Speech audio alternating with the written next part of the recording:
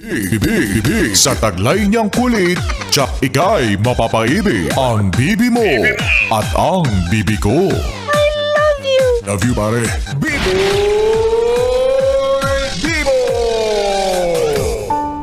Yes, friend, ako'y nagbabalik, DJ B-Boy Bibo, para sa ating tuloy-tuloy na BB Time tungkol sa usaping long-term relationship.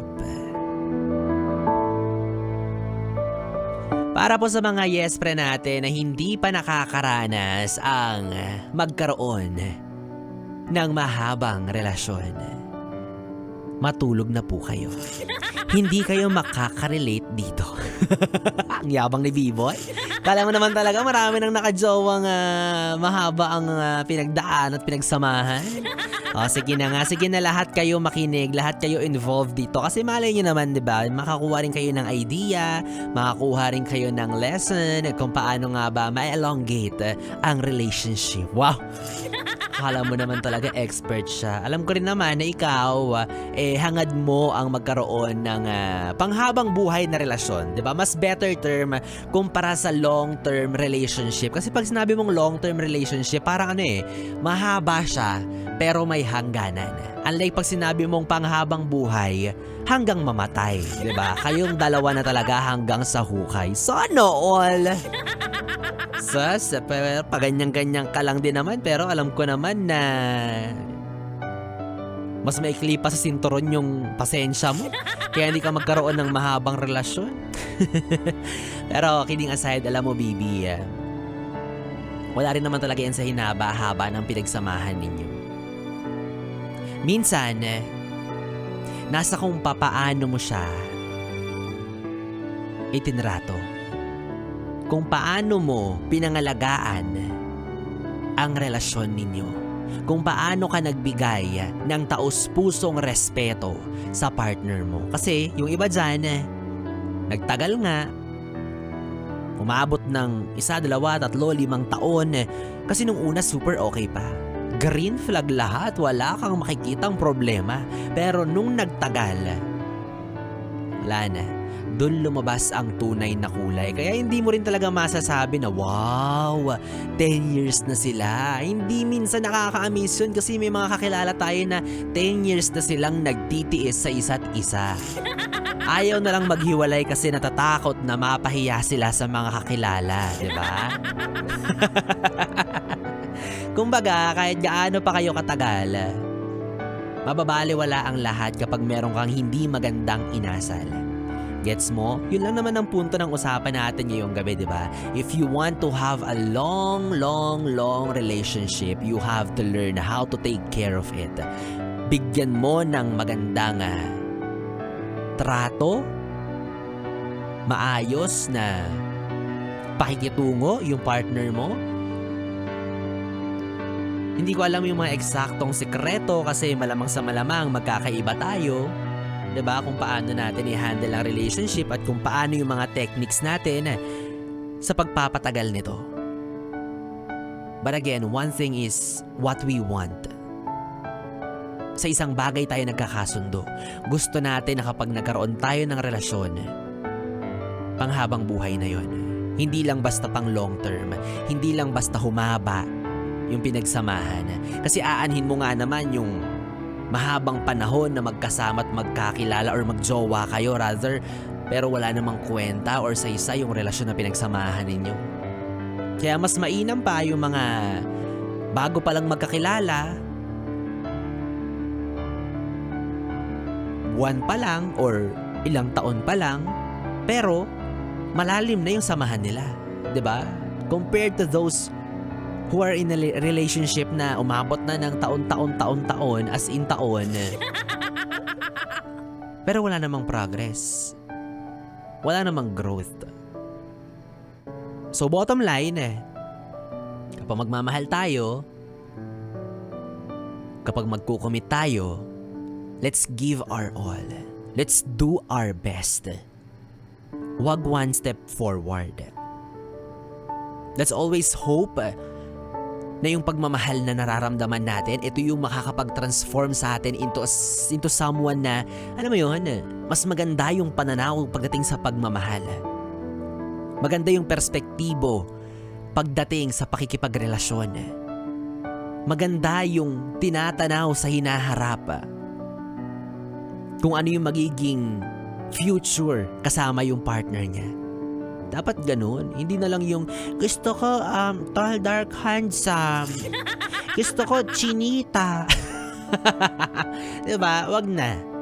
Kapag mas tumatagal tayo, mas doon talaga nagkakakilala, doon mas nagkakasama talaga at nagkakalabasan ng baho, 'di ba? Mas kilalanin mo yung partner mo, mas mag-effort ka na iparamdam sa kanya na mahal mo siya. Huwag kang makampante. Dapat laging nandun pa rin yung tinatawag nating consistency. Kasi hindi valid, or di valid rather. I don't know, valid. Hindi valid yung bilang lang ng taon ang pinagsamahan ninyo para hindi ka iwan ng taong mahal mo. Anong tingin mo, manghihinayang yan? At sasabihin niya na, red flag naman to pero hindi ko maiwan kasi 20 years na kaming naninirahan sa isang bubong, 20 years na kami nagsasama. I don't think so. Kahit gaano kayo katagal, kapag nakita niya na hindi mo na siya tinatrato ng maayos at hindi mo na siya ganun minamahal, hindi ka panghihinayangan yan. Hindi panghihinayangan yan yung bilang ng taon ng pinagsamahan ninyo kung hindi mo siya ituturing ng makatao or sa hinaba-haba ng relasyon ninyo, ni konting respeto, wala ka para sa kanya. Yung iba nga, di ba, hindi lang basta long term yung relasyon, yung iba kinasal na pero naghihiwalay pa rin. Hindi basihan kung ano yung napagdaanan ninyo nung unang taon, pangalawa, pangatlo. Ang mahalaga dito yung kasalukuyan at kung paano nyo pinaplano ng magkasama yung future ninyo. So again, ikaw, wag kang makampante. Hindi rin sapat yung porket engaged na kayong dalawa, kayo na talaga ha. Baka akala mo, engaged na kami, hindi na kami maghihiwalay forever. Kami na talaga together. Sabing gano'n. Diba? Hindi porket nasuotan mo na or nasuotan ka na ng singsing, hindi mo na siya maayos na ituturing. Kasi feeling mo, wala na, nabakuran ko na yan par. Nasuotan ko na ng singsing niya, nasa akin na talaga yan. Kala mo nakatali na sa'yo, hindi ganun yun. Tandaan mo, madaling hubarin ang singsing. Lalo na pag may pampadulas. Diba? Well, normal naman din talaga yung magkakamali ka along the way. It's part of your journey as partners, diba? May magkakamali sa inyo. There's no such a perfect partner.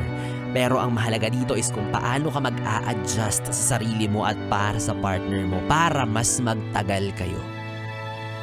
Gaya ng sinabi ko kanina, diba? It is a matter of growth. Personality development. Diba? Ayaw mo nun. Para naman yan sa ikabubuti mo rin eh. At yung mahabang relasyon, hindi yan puro saya. It's gonna be a rocky road. It will be a journey of grief, diba? Happiness. Halo-halo yan. Marami kayong pagdadaanan but at the end of the day, at the end of everything, choice nyo pa rin kung pipiliin nyo ang isa't isa. Sabi nga sa kanta, ngunit sa huli, palagi. Pangit kumanta. Kakainis.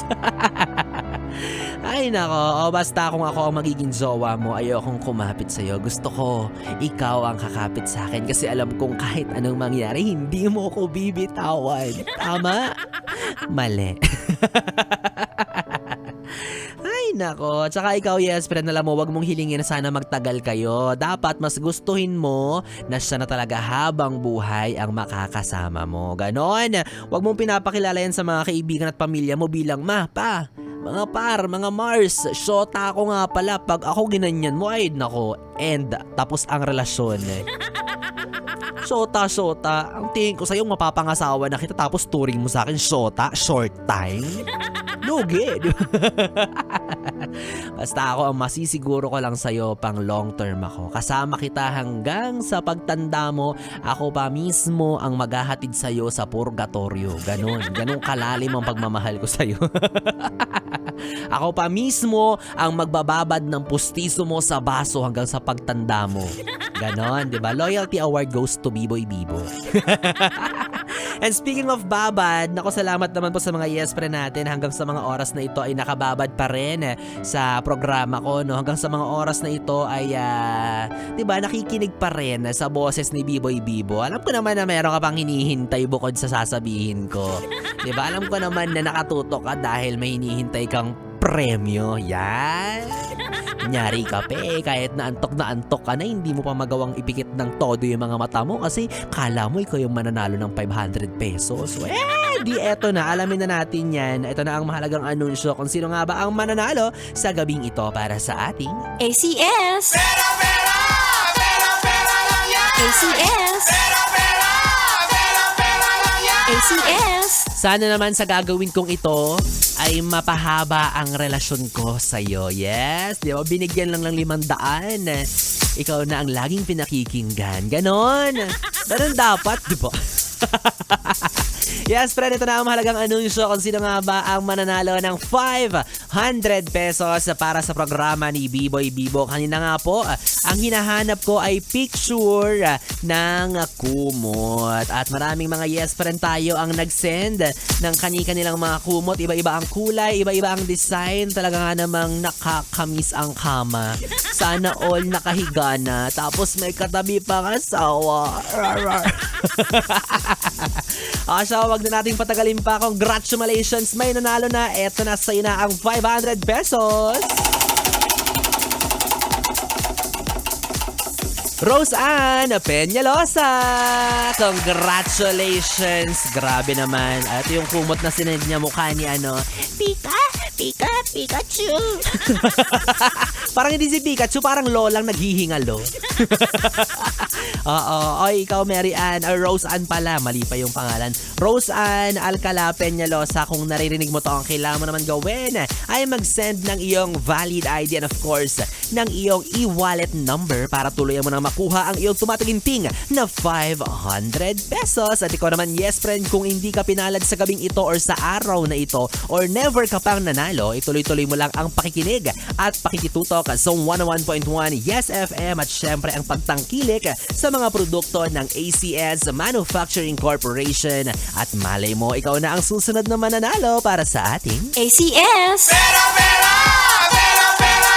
ACS! ACS! Yes, friend, 3 oras na BB time ang ating pinagsamahan. Nakapiling mo ang BB mo sa radyo, ang DJ na mabilis bumayo, ang dila sa mikropono. Ako po si DJ B-Boy. B-Boy, Bibo, magkasama at magkarinigan tayong muli bukas sa araw ng Biyernes. Makakapiling niyo po ako mula ulit 8 p.m. to 12 midnight. 8 to 10, yes, duet po tayo. And then 10 onwards, BBC. Gusto mo ng BBC, di ba? Nakakita ka naman ng BBC.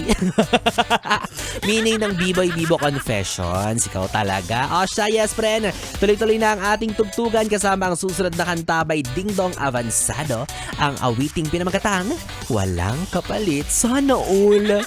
Diba? Walang kapalit kahit ikaw ay may anghit at may balakubak sa anit. Ano daw? Yes, friend. Ito na ang susunod na awitin. Sige na nga, pakantahin na natin siya. Tutok lang here sa 101.1 Yes FM. Solid. Oras natin, 11:43. Good night, baby. Mwah, mwah.